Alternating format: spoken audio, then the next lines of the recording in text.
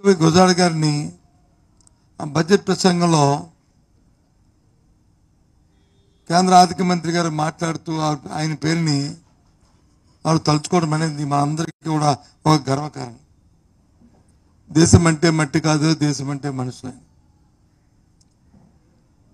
అదే వరబడిలో సైమల్టేనియస్గా చూసుకుంటే ఆ మహాకవి పుట్టిన ఈ ప్రాంతంలో బడ్జెట్లో నిరాశ నిస్పృహలు కనిపించాయి. ఈ బడ్జెట్ వల్ల ఈ రాష్ట్ర ప్రాంతంలో ఉన్న ప్రజలకు ఏ ప్రయోజనము కలుగుతుంది అనేది, ప్రత్యేకమైన ప్రయోజనం ఏందనేది కనిపించలే. ప్రత్యేకమైన వరుణ్ ఎందుకంటే నేను అండర్లైన్ చేస్తానంటే, ప్రత్యేకమైన ఎందుకంటున్నా అంటే, ఇవాళ ఉన్న దేశంలో ఉన్న ఎన్డీఏ ప్రభుత్వం ఈ రాష్ట్రంలో వచ్చి ఎన్డీఏ కూటమి ప్రభుత్వం. ఈ నేపథ్యంలో దేశంలో చూస్తే